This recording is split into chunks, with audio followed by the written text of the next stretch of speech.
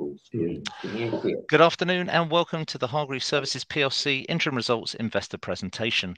Throughout this recorded presentation, investors will be in listen-only mode. Questions are encouraged and can be submitted at any time via the Q&A tab situated on the right-hand corner of your screen. Please just simply type in your question at any time and press send. The company may not be in a position to answer every question it receives during the meeting itself. However, the company will review all questions submitted today and publish responses where it's appropriate to do so. Before we begin, we would like to submit the following poll, and I'm sure the company would be most grateful for your engagement. And I'd now like to hand over to John Samuel, Finance Director, and Gordon Banham, CEO from Hargreaves Services. Good afternoon. Good afternoon. First of all, thank you for listening into our presentation on the interim results for Hargreaves Services PLC for the 6 months ended 30th of November. To just take you through to the first page, the strategic value proposition. So Hargreaves, as some of you will know, started as a coal company, and there's been a major transformation over the last number of years, which was really culminated in 2020 when we sold the last of our coal stocks. And from that transition, we've been able to deliver a business which has what we call 3 pillars. Those 3 pillars we've created now, and we're now into this middle block, which we'd call the delivery section. So just talking about the 3 pillars, let's first of all start with services. So services has over 50 framework contracts. I'll talk about it in more detail with a number of blue chip customers. The big momentum is going to come here from both our HS2 work and our work at Hemerdon near Plymouth. And again, I'll talk about that shortly. Hargreaves Land, I'm supported by David Anderson, who's here, who will talk about Hargreaves Land. David joined us from Henry Boot, and we'll give you some background of what the opportunities are in Hargreaves. One of the things in this presentation we focus on quite strongly is the renewable portfolio, which has probably been below people's radar for a number of years, and we'll talk about that in some detail. You're also starting to see after significant cash investment in Lond-Bindwells, the cash is now flowing back into the business, and we're getting into a regular steady state of profits from the Lond-Bindwells operation.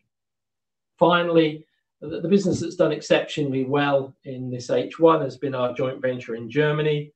And there's 2 things really to say there. One is that you'll see that the profitability has increased significantly. That's twofold. One is the situation where commodities in zinc and pig iron are what we might call frothy at the moment, so they're very high. So that's delivered some really good results. But underneath that, there's been some structural changes in how we run those businesses, and I'll talk about that in some detail, which we believe gives us a sustainable uplift. So just over the page. Headlines, I would just draw your attention, obviously, to the cash in the bank, 8.5 million. If we hadn't lent 15 million to our German joint venture, there'd have been about 23 million of cash in the bank. And as John will say, we now have no debentures. So we are, said from a bank debt point of view, totally clear. Just again, as we look through the numbers, you will see that our dividend has increased by 3.7%, which I'm sure will be welcome. Revenue did decrease, but that was expected. Remember, when we exited the coal business, the revenue related to it would have been expected to disappear. So no concern there, that was expected. Big result, though, from Germany, and I'll talk about that in some detail. A couple of other things. Our first million was delivered from Tungsten West. Remember, we get $1 million a year for 8 years. This is the first of those million. Also, we got our 2 million deferred consideration from Brockwell when they reached financial close on the Westfield site, and David will talk about that in some detail. Just over the page. Just again to context for people who don't know us, in our services business, this shows the sectors that we work in. So energy, environmental, infrastructure, and industrial. You'll obviously see the infrastructure grow as earthworks grow, and I'll talk about that in that section. The businesses are split into Helm, where we do environmental land restoration, carbon sequestration. It's where the haulage fleet sits. So if you've seen the Hargreaves trucks around, you'll be aware of that. This is also where the quarrying business sits. Industrial services, a great business, M&E business and materials handling, and then obviously the earthworks business, which is Blackwell's. couple of questions we've picked up over the roadshow has been, what's our resilience to inflation? Well, we're very fortunate that all of our contracts are either cost plus or RPI linked. So there is no real exposure in the business to big movements in RPI, although the only bit that is the head office, which is obviously not recovered, but that's minimal compared to the rest of the business. And again, we weren't affected by COVID. So I think it's a fairly resilient services business. Just over the page. This is when we talk about the trading headlines. So we received our first payment from Tungsten West in the period. Coal is obviously gone now. And our earthworks business is gaining momentum. Again, context for everyone. That contract we said was going to be about 120 million when it was first awarded. Let's be honest, I think HS2 is going to overrun in cost. So I would expect that number to grow, but base our current numbers on 120 million contract. We did 2 million in November, but 7 million in H1. So you can see it's growing significantly. So we expect to start reaching full run rate in H2 and then hit an annualized run rate of about 40 million a year turnover on this business. Just taking you over the page, because the really important thing is what's the outlook? Well, hopefully you can see this is a very secure business. 85% of the orders are secure with a number of blue chip customers, 54 framework contracts, so we're very well spread. Just talk about Tungsten West for a second. It's part of the momentum that's building. You'll have noticed that Tungsten West listed. Remember, they bought this mine from us. So as part of that came a contract where we get 1 million a year for 8 years, but we also get a mining services contract. That mining services contract is at cost plus 7.5%. Hence, we're protected from RPI, wage inflation, etc. And it's forecast to have a turnover of about 20 million. So from shareholders' point of view, that's 2.5 million for 8 to 10 years. People have quite rightly asked, hang on a minute, it had some history. What happens if it goes bust? The answer is we have absolutely no credit exposure. One of the terms with Tungsten West for buying the mine was they have to pay us in advance for any work we do.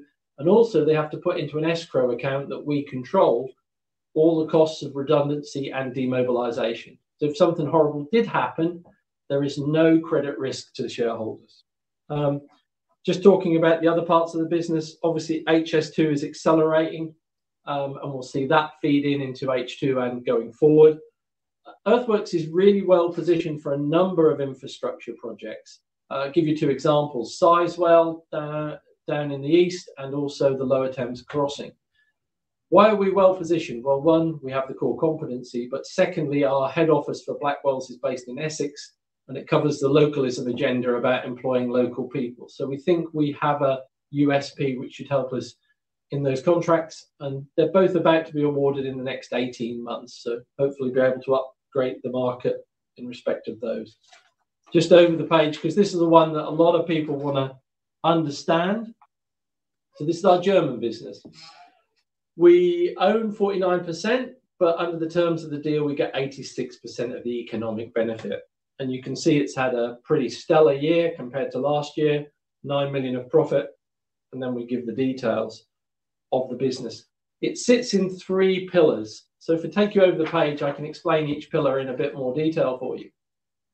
So the trading business. So this trades materials in Europe, predominantly some in the UK. Look at the volumes. The volumes have nearly doubled. Now the question is, why has that happened? Well, the answer is, first of all, they took over our coal operations. So they trade all the coal that we once traded.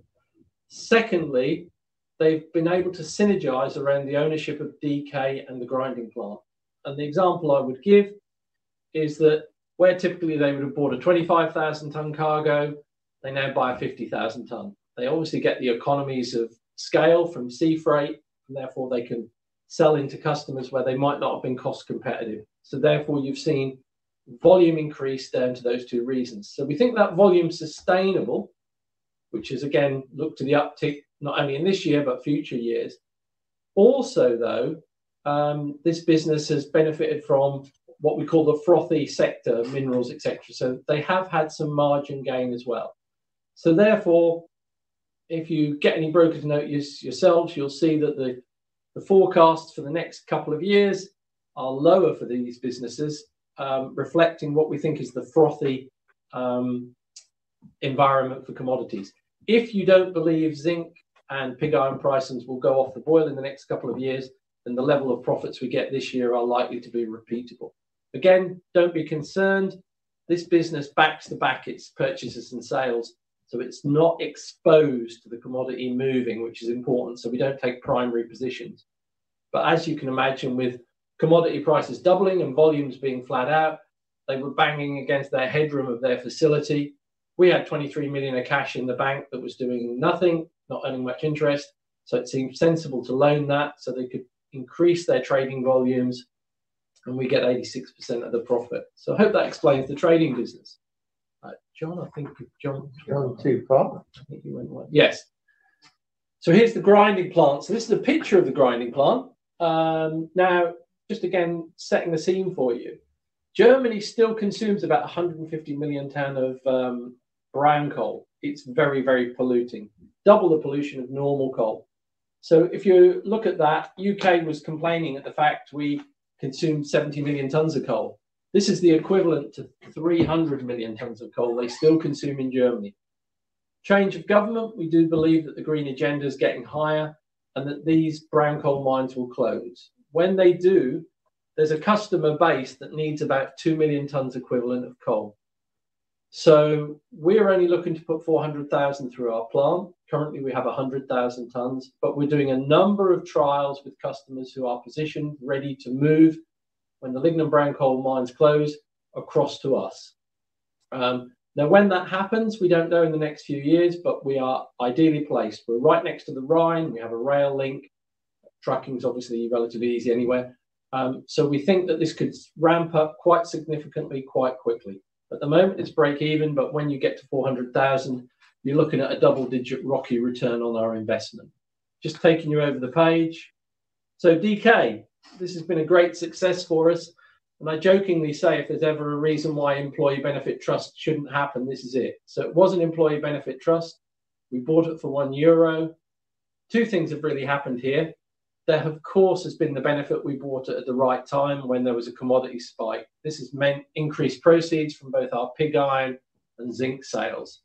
But alongside that, we've found the opportunity to improve the operating procedures significantly, much more than we initially expected when we bought the business. And therefore, we believe we've been able to deliver substantial long-term changes to this business, which will deliver long-term profits even when the commodity cycle goes back to a much more normalized level. What the business does is take 500,000 tonne of waste that would otherwise go into landfill, recycles it and produces pig iron and zinc. And you can see the pig iron price, or the iron ore price here on this graph. John, if you take us to the next page. Again, just for everyone's benefit, this is zinc. So we produce about 5,000 to 6,000 tonne of zinc per year.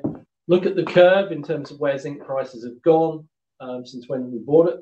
So that's been great for us.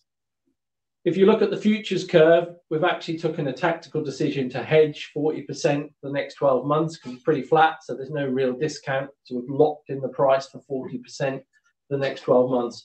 We're going to see how that rolls out, and we may increase the percentage and the duration over time, but this is the first time DK has ever hedged its zinc volumes. So that, in conclusion, is the overview of Germany. I'll just hand over to John Samuel, the FD now, who will explain the HRMS balance sheet. And for those of you who've never met John before, I'm pleased to say some of you may have seen him at Renew, where he was very successful, and I managed to convince him to come and join us 4 years ago to help us with this transformation in the group. So over to you, John. Thanks, Gordon. So HRMS is not consolidated into Hargreaves Group results because we don't control it. We're 49% of the voting shares. The balance sheet top left is 100% of the HRMS consolidated balance sheet, including DK, in euros. On the right-hand side, on the top there, is Hargreaves' exposure to that balance sheet in euros. So at the end of November, we had 30 million euros worth of loans. I'll talk about those in a moment. There's about 40 million of euros worth of reserves which have not been distributed, to which Hargreaves has an entitlement. And then not on the balance sheet, there is a 5 million parent company guarantee, which was associated with the original borrowing facilities that HRMS has. I'll just talk about those for a second. So you can see something called borrowing base facility on there, 59.7 million euros. Essentially, to support the trading, what HRMS does is it borrows about 80% of the value of the material that it's buying in. As Gordon said on a previous slide, all of that material is pre-sold, or virtually all of that material is pre-sold. So I am very happy to see HRMS using its borrowing base facility to a large extent, because it means they're doing a lot of trading. And it was to help them with that additional trading that Hargreaves lent them another £15 million just in the autumn, which is repayable in the second half. And if you just look at the bottom left-hand section of this slide, you'll see the three component parts of the 30 million euros that Germany owes to Hargreaves. The 15 million pounds will come back second half. The 13 million euros of the other two loans, 10 million's been there forever and a day, really, and goes back to when the HRMS trading business was set up 10 or more years ago. And the 3 million euros is associated with the construction of the grinding plant and cannot be repaid by HRMS until the other loan, the bank loan for the grinding plant, is repaid, and that will be by 2027. In terms of repatriation of reserves to Hargreaves, the bit at the bottom puts it into pounds. And those of you who've followed us for a little while will know that we're currently drawing back 4 million, or just under 4 million pounds per annum, which we are passing straight through to shareholders in the form of a 12p per share dividend. That happened in November of last year, was the first one, and that will happen again in November of this coming year.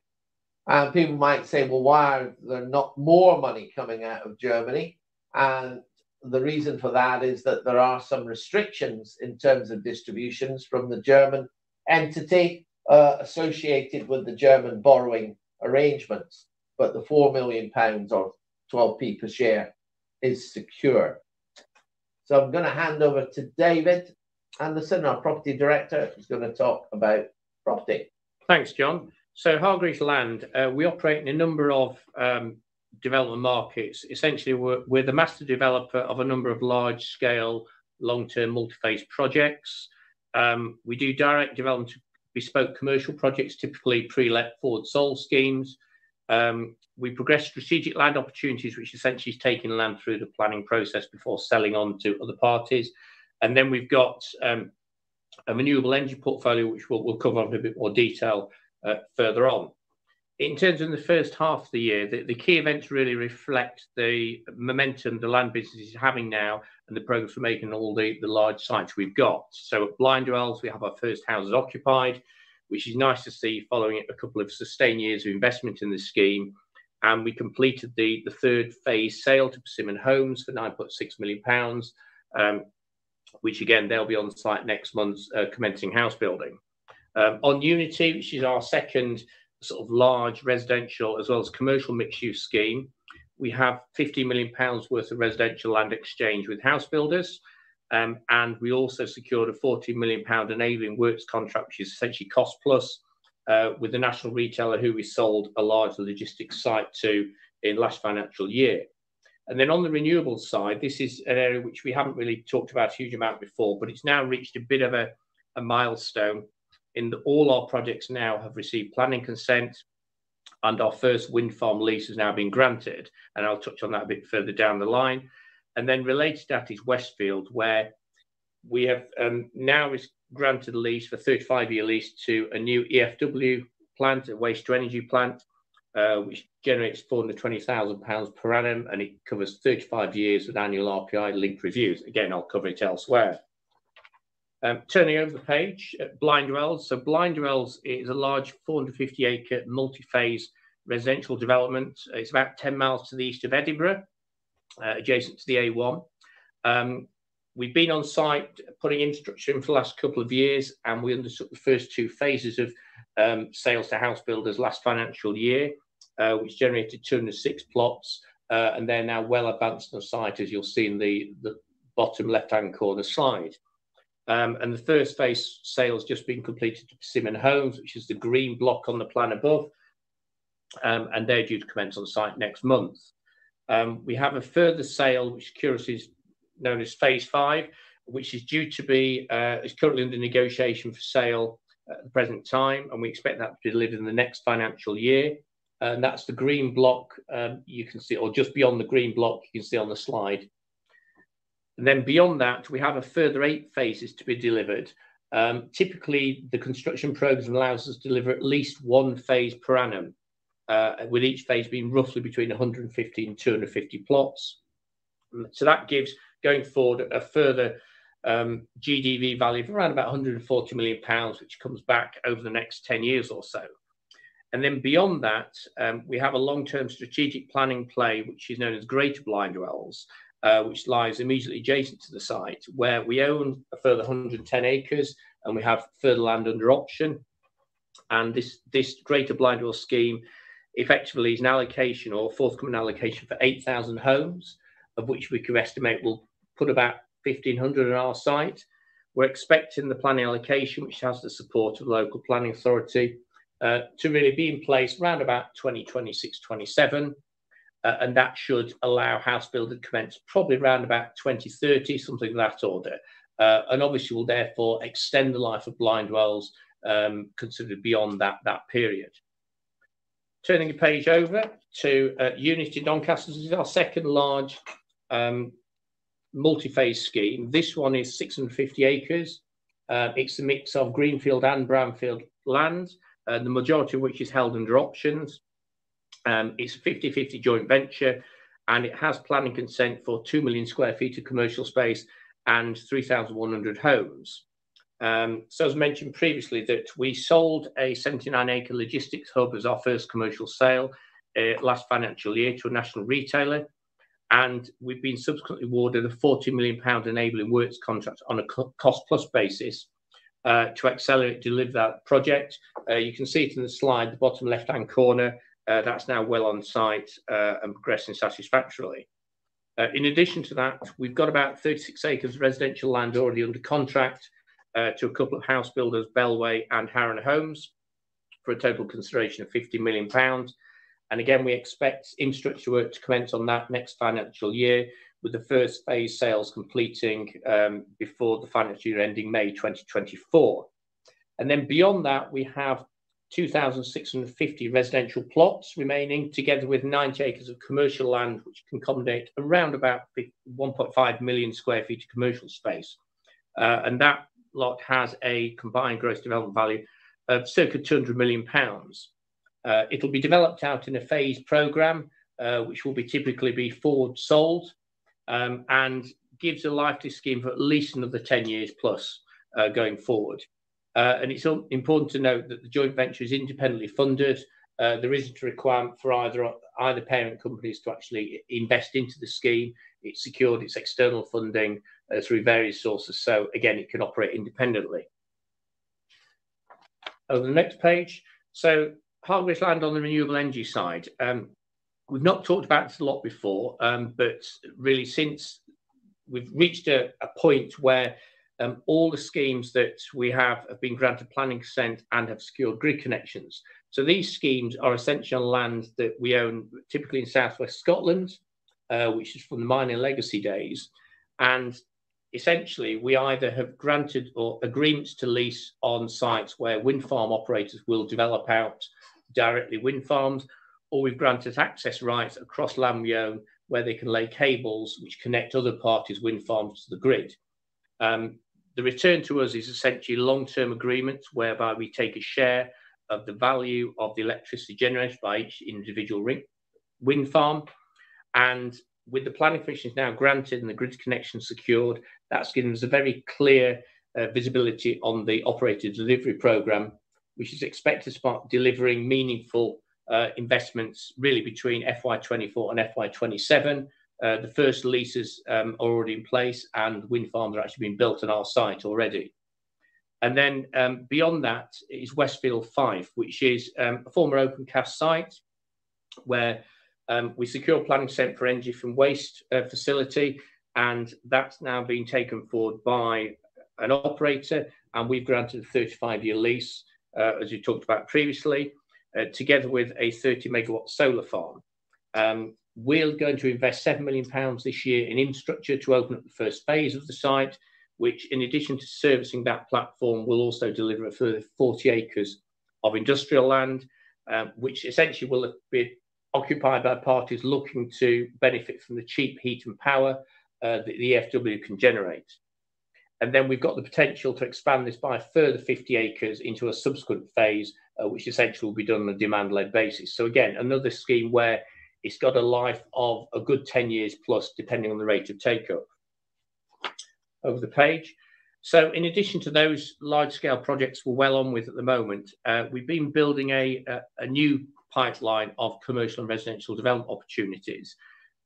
These typically are structured really to enable us to de-risk and secure forward sale commitments before we put significant investment into them. This is done typically by the use of conditional contracts, so the conditional planning, pre-lets, forward sales, etc. Development agreements where we partner with landowners, or planning promotion agreements and option agreements where essentially we will promote other parties' land through the planning process. Once planning is secured, we will sell it through to house builders and others and take a slice of the added value we've created. The new projects we've got on the books now, we've got commercial space able to do about 450,000 square feet of floor space with a gross development value of around about £65 million. And these are really a mix of forward sold retail warehousing, industrial and logistics space, as well as roadside space. And then on the residential side, we've got promotion agreements and option agreements, which have the potential to deliver up to 600 residential plots. And these are typically either expansion of residential areas within settlement boundaries, or alternatively where we're actually allocating new sites adjacent to settlements through the local plan process. So we've got a pipeline coming forward which will complement the existing projects we've got. Pass back to you, John. Thanks, David. So here we have a summary of the income statement. Within the services revenue, Gordon's already said that 7 million of that or so came from the HS2 earthworks project. The remainder of the revenue is basically 50-50 split between the Helm business and the industrial services business. The land revenue in the first half was either from the sale of what we call non-core land, that where David and his team don't see any development opportunity, plus some revenues from a smaller development project at Bridlington. Obviously, because we don't control either of the joint ventures, Unity or the HRMS business, the accounting means that the post-tax profits come through in a single line, and of the 9.3 million, 9 million is attributable to Germany, 300,000 in the period to Unity. Previous period, it was all Germany, which shows a huge increase in the German performance period over period. So, big increase in underlying EPS. The dividend, I think Gordon mentioned, it's just up about 3.7%, but we are planning to move to 1/3, 2/3 basis for the dividend, which we haven't had actually historically. So if that actually occurs, then the full year dividend of 8.4 pence would compare to last year's full year dividend of 7.2, so quite a substantial increase. The balance sheet. Now we set this out by allocating the assets to each of the business areas to show where the capital's deployed. The first column, HRMS.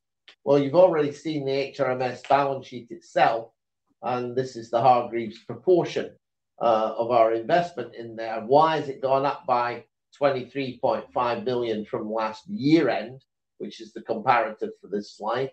Well, three components. Obviously, our share of the profits. There's a small adjustment for movement in exchange rates. And then the balance is the £15 million that we've lent them. In the services business, it's a capital light business model. You can see he's only got 12 million of total capital involved. And where we have fixed assets, for example, plant in earthworks and so on, we tend to use finance leases to fund them. And you can see the finance lease debt in that column.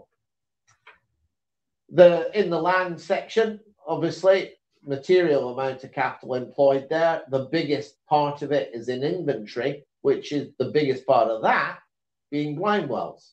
And I think David mentioned the characteristics of Blindwells are that our annual sale, if you wish to use that phrase, tend to fall towards the end of the second half of our financial year. We then reinvest into the site to open up the next plots, which would be sold 12 months later, roughly. So you tend to have lowest level of inventory at Blindwells around the year end, then it grows steadily through the interim accounts and into the second half, and then it comes back again as we make a realization. Move on to the cash flow for the last 6 months. So the waterfall chart shows net debt began the period 16.5 million, split there between 16.5 million cash, I should say, split between bank 28.3 and 11.8 million of leasing debt. You bring in the profit, but then you have to take out the joint ventures because that does not equate to cash. Some of the small adjustments for non-cash items. And then the big movement in working capital, of course, the 15 million loan to Germany is in that block.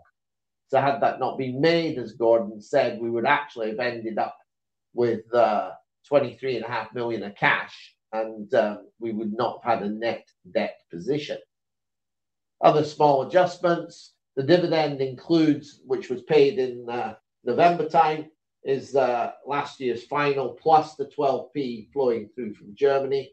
So we ended the period with 8.5 million of cash in the bank and 11.5 million of leasing debt.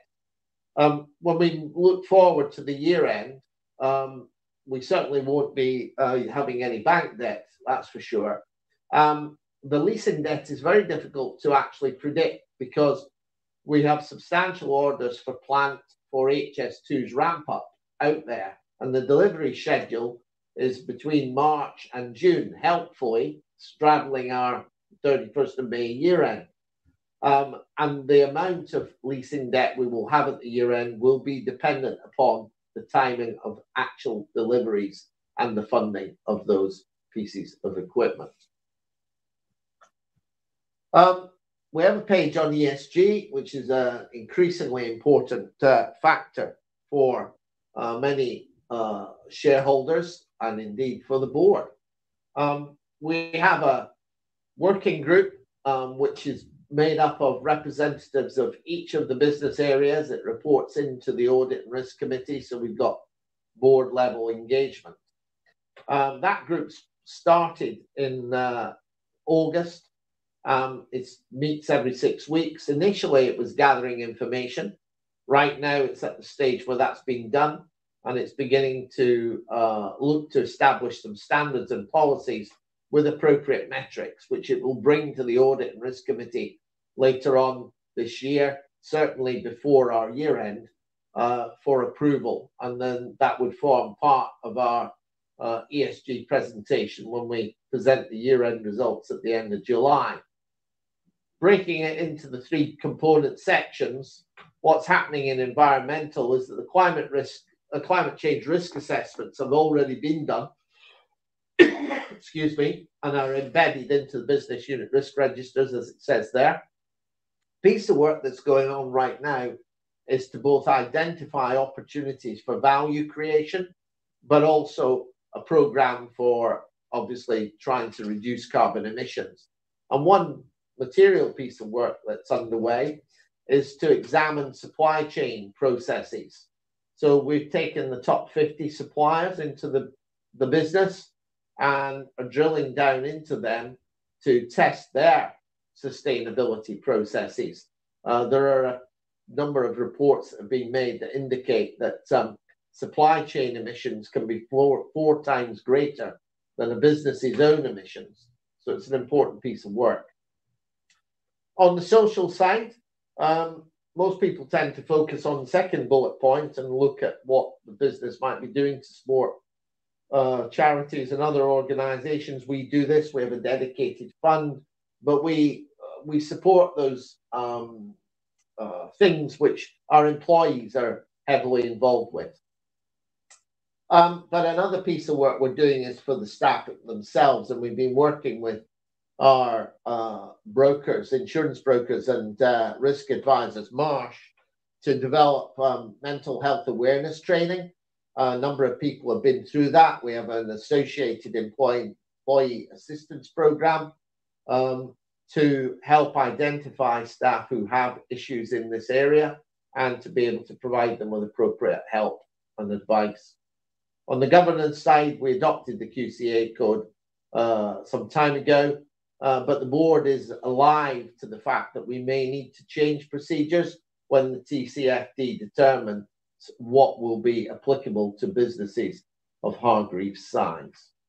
But possibly the most important bullet point on the page is the bottom one, because this exercise is not top-down, it's bottom-up from the businesses, and that should enable us best to be able to identify ways in which carbon emissions can be reduced, can work with the supply chain appropriately, and probably the most important thing of all, identify and exploit value creation opportunities. Some of them we've already discussed or touched on. David's mentioned all the things going on in the renewable land portfolio. And also, I think Gordon touched on the carbon sequestration activity, where we're looking to use otherwise redundant land and bring it into a form of climate helpful use. So I'm going to pass over to Gordon to summarise. Thank you very much, John. So hopefully you can see it's clearly a very positive set of results for H1, but underlying that, there's a real growth in momentum. So if you look at the businesses, services has the underpin of the over 50 contracts, 85% secured revenue already. But two big boosts in that will be the acceleration of HS2. Remember, this is effectively a contract for the government. We see that growing, and it's effectively cost plus, so limited risk. Also, Hemerdon, again, that's been de-risked. That starts in the summer of 23. So you can see that momentum in services. In land, I think you can see how, with David's help, that we've now secured Lond-Bindwells, Unity and Westfield. They are now going to become regular contributors to our profit over these 10 and 15-year periods. So they're longer term. And again, I would draw your attention to those wind farm assets. You know, those wind farms, renewable assets, are turning towards annuity grade value. Once we've become much clearer on how much income we're going to get over the period, I think we'll be able to start putting some value indications on it for you. Not yet, but that's coming. Again, talking about Germany, yes, it's doing exceptionally well. We look at the market and say it's a bit frothy at the moment in terms of commodities. If it stays at those levels, then of course there will be significant upgrades in profits in the next 2 or 3 years. But we've taken a much more conservative view, and we're looking at a more normalized level in years 2 and 3. We don't know any reason why that should be, but we're not going to just predict it based on what we regard as very high levels at the moment. Underpinning that, though, has been the significant changes in the operation. So DK, even in a normal commoditized market, is now profitable. And also the trading business has more volume that it will continue to trade. And therefore, there's been a step up in its profitability. So we're continuing to support the growth of HRMS, and we think there's further opportunities to grow that business. So overall, you can see that the momentum is growing in the business. It's going to be a strong H2 and strong future years. And obviously that the dividend has increased. So just taking over the page, what we're saying to people is this is a very strong balance sheet, this company. Remember, we have no bank debt. We actually have cash, no debentures. We have a very experienced board. Some of you all know Roger McDowell, who plays in the mid-cap space as our chairman, but we also have Nick Mills, the son of Christopher Mills, who is our biggest cornerstone investor at nearly 28%. You can see with the cash in the bank and where we are, we have this sustainable dividend, which is growing. The business is underpinned by these three pillars that I hope are very clear to understand now of the business. That transition's taken place into these three strong pillars. And each of those pillars, I think, has some good visibility of the forward pipeline. So with the usual disclaimer. Got to put the disclaimer slide up. That John puts up. I think that now hand back.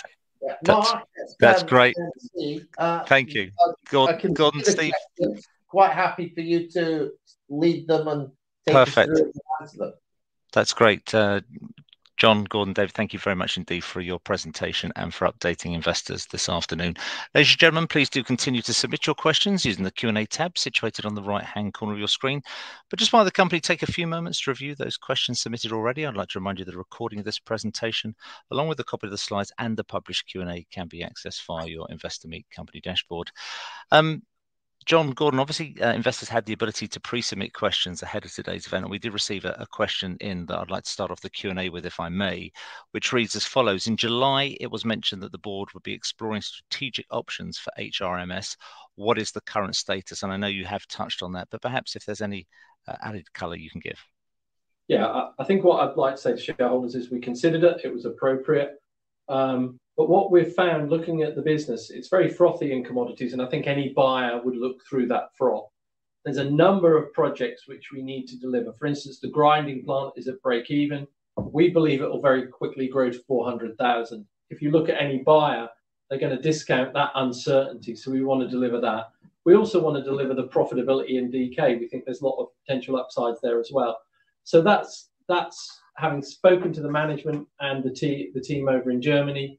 We're all united in the fact that we're holding on to this business to grow it and develop it to its full potential. That's great. Can I just sort of add in, there is a follow-up question further down, and it's appropriate to answer it now, which just says, is the German business core, or as it is only 50%, a disposal to the partners could be a great cash bonanza? You want to pick up on that to the extent, I think we've said it's core. Yeah, we see it as core. It's core to the business. We have a very good relationship with that team. They've been with us for 15 years nearly. I've known them personally for a number of years. They are core to the business. We work very closely. There would never be a situation I see where we wouldn't exit. We'd either exit together or we stay in together. We're still fairly wedded together, I think is the theme, I would say. Just it is actually only 49% voting shares that we have, not 50. And the 51% is owned by the management team, the three key members of the management team in Germany. That's great. Well, that takes care of the pre-submitted question. And John, thank you very much indeed for highlighting that question there as well. Obviously, investors have submitted a number of questions during the live event, and thank you to everybody that has taken the time to do so. Perhaps, John, if I could hand back to you maybe to be master of ceremonies with those, that'd be great. Thank you. Yeah, no worries. I'll do that. First question up is, which methods do we use for carbon sequestration? Okay. And that's going to Gordon. Very easy. We have about just under 2,000 acres of land, which doesn't have wind farm opportunities, etc. at the moment, and we're basically planting a lot of trees on them. We're applying for grants from Forestry Scotland, so that will be basically trees on land in Scotland. So the next question, and this is a fun question, I like this. It says, services, land or HRMS? What excites you the most? I don't know who that's addressed to, but I'm going to be bold and answer that question. I'm going to say that for HRMS is the answer Gordon will give, land is the answer that David will give, and services is the answer I'll give. So collectively, we're all excited about the lot. Yes, that's a good way of putting it. So next question is, what's the typical length of contracts and framework agreements? And can you talk about the initiatives you're undertaking in response to climate change? So we better break that into two and deal with the length of contracts and framework agreements first. Yeah, so I mean, the longest one we have is obviously the Hemden contract, which is 10-year in duration. then we have a number of contracts which vary from 5 to 3 years. For instance, we have a contract out in Hong Kong, which is a 5-year contract awarded over a year ago. So there's 4 years left to go. Typically, the minimum of these type of contracts is 3, and the average is closer to 5. A lot have extension options, 3 or 5 year frameworks with 2 or more years extension options. The second part of the question, initiatives. Which initiatives are we undertaking in response to climate change? So I deal with that. Yeah. It's a bit premature, really, to be able to answer that. Hopefully, the slide that I put up, which I think this question came in before I got to that slide. We're not really in a position to outline those yet, but we certainly will be when we come back to the market at the end of July with the full year results. And the next question is, and you can handle this, Gordon, what's the operating margin that we expect to make on HS2? Did we declare that, John? I don't know. Well, I'll deal with it. So the contract on HS2 is an NEC option D contract, which has target price, which effectively pays you a fee on top of defined eligible cost. And there are a number of KPIs, and the fee that one earns is related to where you score on the KPIs. So it's a range. We haven't declared the margin openly, and we can't because we don't actually know where we will be in terms of the fee. But the reality is on these NEC contracts is that they are essentially cost plus in layman's language. It's just the percentage add-on that you get to the defined cost that varies. I think we can probably say the range. Well, that's why I looked at you. We haven't said the range, so better not. We'll be in trouble with the brokers if we do. So, okay. But it's typical of a business in earthworks to have margins of net margins after overhead of in the region of 4 to 5%. That's great. John, Gordon, thank you very much indeed. You've pretty much, like firecracker, gone through those questions and responded to everyone that's come in. Of course, if any further questions do appear, we'll make those available to you after this meeting.